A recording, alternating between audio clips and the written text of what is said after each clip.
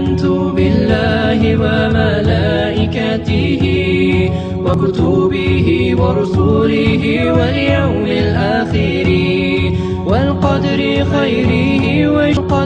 خيره وشره من الله. Isang taga-Bicol magsasalita at anong topiko mo bang kita? Inshallah Ustad, ibitin muna natin ng konti. Bitin mo na. Oo. Okay. Ikaw na magpakilala sa pangalan mo. Inshallah. At bakit ikaw nag-Muslim? Konting pakwan lang para malalaman nila. Namimiss kita Mahmoud eh. Alhamdulillah. Inshallah, mapapanood ito sa Luzon, Visayas at Mindanao. At hindi lang sa Luzon, Visayas at Mindanao. Buong mundo ito. Dahil lang nakaupo dito, alam niyo mga kapatid, kung kayo ay may mga utang sa Pilipinas, huwag kayo upo dito. Dahil itong palabas namin sa YouTube, sa Facebook, buong mundo ito. Ay kung wanted kayo sa Pilipinas, magtago na lang dahil makikita kayo dito. Dito libre, walang bayad. Sa atin may bayad ka. Dito, buong mundo. Yung mukha mo naguhoy, yung agtang mo magasinaw lang, buong mundo, makakita yan. Dahil sa YouTube at Facebook, anong kanto sa kalibutan? Maminaw na. Okay, sige. Hatag na ko ang mikropono nimo. Sige, Ustad. Lalaki. Okay. Ay, sorry Ustad.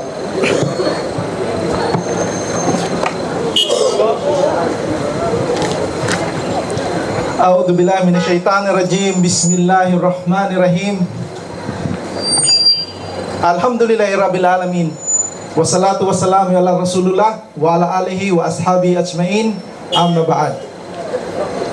Sa ngalan ni Allah, ang pinakamahamagin, ang pinakamahabain, ako ay sumasaksi na walang ibang Diyos na dapat sambahin kundi si Allah lamang. At ako'y sumasaksi na si Propeta Muhammad sallallahu alaihi wasallam ay huling sugo at alipin ni Allah. Magandang gabi po sa inyong lahat, lalong-lalo sa ating mga kababayan. At ibig kong batiin ang ating mga kapatid na Muslim. Assalamualaikum warahmatullahi wabarakatuh. Bilang konting background po sa inyong lingkod, ako si Mahmoud Garcia Briz, Tubong Bicol.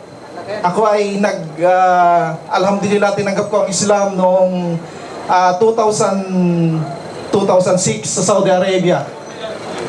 Ako ay dating manggagawa sa United Church of Christ in the Philippines. At alhamdulillah, isa sa mga ginabayan ni Allah dito sa tuwid na landas ang pananampalatayang Islam. Kaya mga kababayan, nandito kami ngayon upang magtalakay, magbahagi sa inyo ng mga katuruan sa pananampalatayang Islam. At inshallah, sa habag ni Allah, kayo din ay magabayan sa Islam, inshallah. Binabati ko pala sa pagkakataong ito, since nakikita po tayo sa YouTube. Binabati ko yung aking pamilya sa Bicol, and then yung pamilya ng aking asawa sa Sultan Kudarat. Assalamualaikum sa inyong lahat. Alhamdulillah, ang aking paksa na tatalakayin sa gabing ito, although I have only 15 minutes to deliver my topic, inshallah, makakuha kayo ng magagandang mga pwedeng isabuhay. At inshallah, magabayan kayo sa Islam.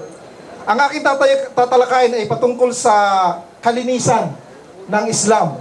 Sapagkat sa Islam, ang kalinisan ay kabilang sa pinaniniwalaan o kaya kabilang ito sa malaking bahagi ang kalinisan. Maaaring kalinisan hindi lamang sa pangloob, lalong-lalo na sa panglabas. Sapagkat si Allah subhanahu wa ta'ala ay natutuwa o kaya natutuwa sa pagiging malinis. At sa ilalim ito, ang paksa na ang kahalagahan ng pagpipigil sa sarili. At alhamdulillah mga kababayan, napakaraming mga katuruan, magagandang katuruan sa Islam.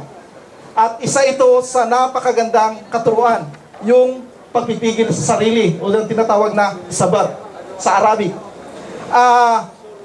Maaaring magtanong tayo, lalo yung mga kababayan natin, kakaunti lamang sa porsyento ang nababalitaan natin ng mga Muslim, despite of challenges, despite of problems na nangyayari sa kanila, doon sa nangyaring bagyong Yolanda, hindi lamang po mga kapamilya na mga kapatid nating Muslim ang naapektuhan. Lalong ganun din, maraming mga kababayan natin at mga kapatid na Muslim ang naapektuhan din. Subalit alhamdulillah, sa habag at biyaya ni Allah, nananatili silang matibay. At wala kayong nababalitaan na after that incident o kaya after the tragedy, walang walang nagpapakamatay na Muslim o kaya nagsisuicide. At alhamdulillah, ang katuroang ito ang isa sa mga nagpapatibay ng kanilang pananampalataya. Sa sinasabi na natural o kaya likas sa isang tao maging Musliman o kaya hindi Muslim o kaya Kristiyano, nandun na sa kanilang sarili yung tinatawag na, yung likas sa atin ba, yung nais natin lagi na pigilin ang ating sarili kahit sa anumang pagkakataon o kaya sa anumang oras, sa anumang bagay at sa anumang pagkakataon. At alam doon nila, sa aming mga Muslim, ang isang napakagandang paraan bilang pagpipigil na aming sarili, yun ay ang pagsunod sa landas ni Allah. Kasabay nito ang mga ipinag-uutos ni Allah at ang pamamaraan o panuntunan na itinuro ni Propeta Muhammad sallallahu alaihi wasallam. At sinabi ko kanina, by nature, ganito tayo na every time pinipigil natin ang ating sarili. Sinabi ni Allah subhanahu wa ta'ala na sa banal na Quran na kailangang pigilin natin ang ating sarili mula sa kasiraan. So, at alhamdulillah, si Allah yung nagbigay ng mga simpleng panuntunan para maging sa hindi kakasira ng ating sarili. Sinabi ni Allah sa banal na Quran, sa Suratul Asr, sinabi niya, A'udhu billahi minash shaitanir rajim, wal asr, inal insana lafi khusr, ilal ladina amanu wa amilus salihat wa tawasaw bil haq wa tawasaw bis sabr. Ano ibig sabihin?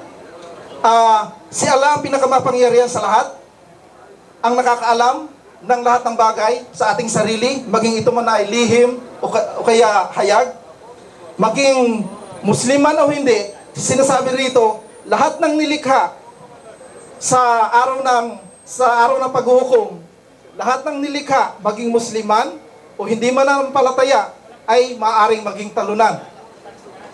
Maaari silang maging talunan o kaya he or she will become a loser on the day of judgment. Bakit? Dahil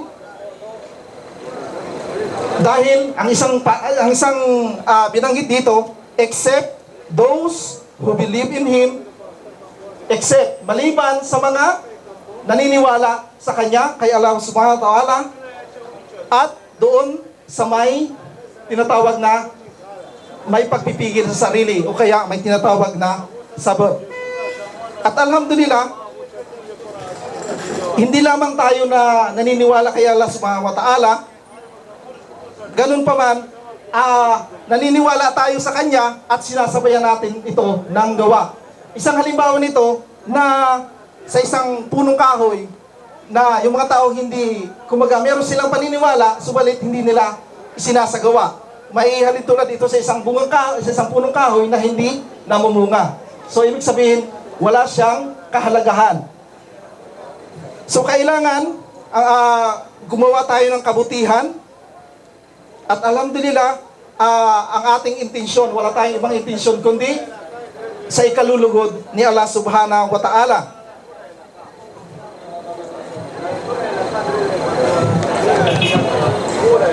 At alhamdulillah, at isa pa rito na tayo ay naniniwala sa Allah subhanahu wa ta'ala, meron tayong pagpipigil sa ating sarili at hindi lang doon nagtatapos. Kailangan ibahagi natin ito sa iba.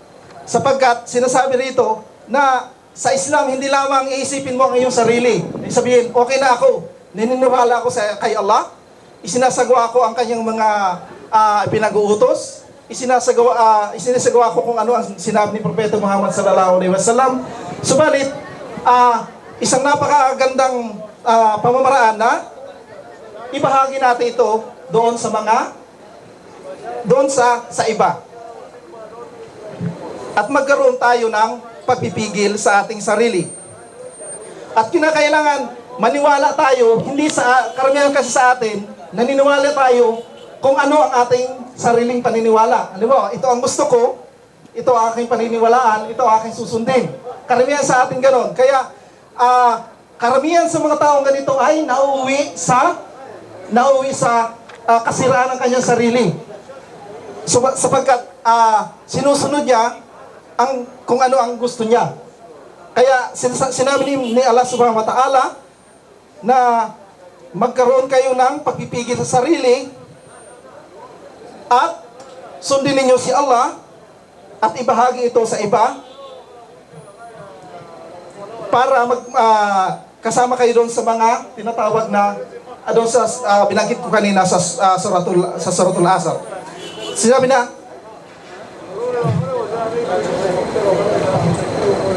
at sabi ni Allah, hindi siya tumitingin sa dami ng ating mga magagandang gawa.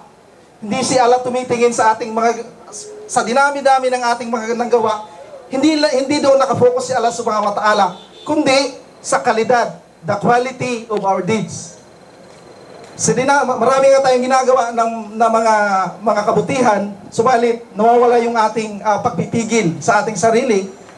Still, kulang pa rin yung ating ginagawa sapagkat sabi ni Allah, tumitingin siya sa ating the quality of our deeds.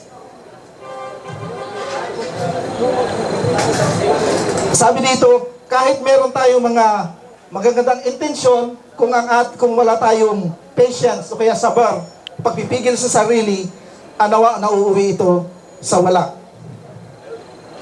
Isang napakagandang hadis na isang sa mga katuruan ni Propeta Muhammad sallallahu alaihi wasallam na ipinahayag ni Abu Hurairah radhiyallahu anhu. May isang tao na nagtanong sa kanya. Sabi niya, "Ya Rasul, o propeta ng Allah," sabi niya, "Payuhan niyo po ako." Sabi niya, "Payuhan niyo po ako." Lumapit siya sa Propeta Muhammad sallallahu alaihi wasallam. At sabi niya, ilang beses niya itong inulit. Sabi niya, "Payuhan mo po ako." At sinabi ni Propeta Muhammad sumagot si Propeta Muhammad sallallahu alaihi wasallam, "La takhda." Na ibig sabihin, "La takhda." Tapos maya-maya nagtanong naman ulit ang taong ito. Sabi niya, "Ya Propeta ng Allah, payuhan niyo po ako." Ang sumagot siyang Propeta Muhammad sallallahu alaihi wasallam, sabi niya, "La takhda." Na ang ibig sabihin ay, huwag kang magalit. Sino yung ibig sabihin na? Yung ating sabar sa ating sarili, yung ating pagpipigil. At isa pang hadith ng Propeta Muhammad sallallahu alaihi wasallam na inulat ni Abu Hurairah, na ibig sabihin, hindi napapatunayan na ang isang tao o isang lalaki o kaya ang isang tao, babae mo lalaki, ay malakas sa pamamagitan ng nagtatagumpay siya sa pakipagbuno sa isang tao o kaya nabubuhat niya isang bagay o kaya natatalo niya isang kapwa niya lalaki o kaya babae sa larangan ng pakipagbuno, kundi sabi niya, hindi napapatunayan kundi yaong mga tao na nakokontrol nila ang kanilang galit. Yun ang pinakamalakas na tao. At alhamdulillah, isipin natin kung ang mga bagay na hindi natin magagawa na natin sapagkat hindi lahat ng bagay ay sapagkat lahat ng bagay ay may limitasyon ayon sa ating kakayahan. At sinabi ni Allah sa Banal na Quran, ang lahat ng tao ay susubukin. Katulad ng pagsubok niya sa mga nauna sa atin upang subukin ang ating tatag ng ating pananampalataya at ang ating tinatawag na sabar.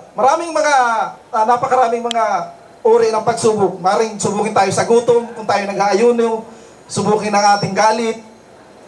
Halimbawa, subukin tayo sa iba't ibang mga paraan.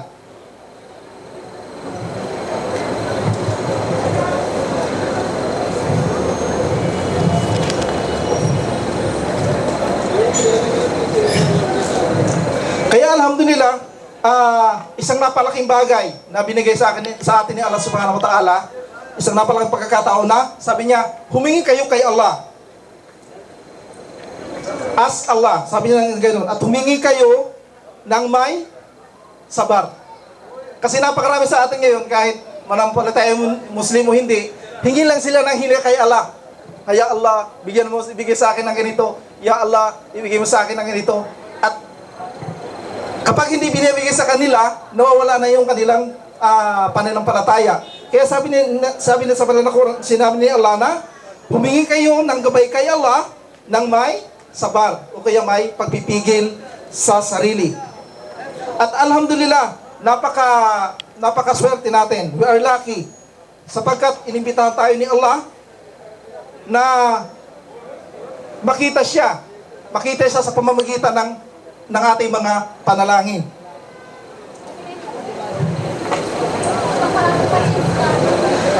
At sinabi ni Allah sa banal na Quran, darating ang araw na tatawagin ni Allah ang mga kaluluwa at sasabihin, hali kayo. Ayayin niya tayo ni Allah, sasabihin ni Allah, hali kayo mga kaluluwa na may mga pagpipigil sa sarili. Magsipasok kayo, pumasok kayo kasama ng mga pangkat o mga tao matutuwid. Sapagkat isang dahilan, sapagkat meron kayong pagpipigil sa inyong mga sarili. Kaya, hali kayo, sabi ni Allah subhanahu wa ta'ala, hali kayo, pumasok kayo sa paraiso. Allahu Akbar. So, alhamdulillah, ito yung napakagandang regalo ng lahat ng mga mananampalataya sa ating pagpipigil sa ating sarili. Sa pagpipigil sa ating pagkagalit, sa pagpipigil sa lahat ng bagay. Sapagkat, sabi ni Allah, inaanyayahan, pumasok kayo sa paraiso. Ito yung the price of being, having the self-control in our heart, in ourselves. At alhamdulillah, patuloy tayong hingin natin kay Allah subhanahu wa ta'ala ang kanyang gabay at ang kanyang habag na panatiliin sa ating puso ang pagpipigil sa ating mga sarili. So alhamdulillah mga kababayan, mga kapatid sa pamatalang Islam, hanggang dito na lang po ang aking paksa. Kung may mga katanungan kayo, alhamdulillah, willing po kaming tanggapin at sagutin ang inyong mga katanungan. آمنت بالله وملائكته قدر خيره وشره من الله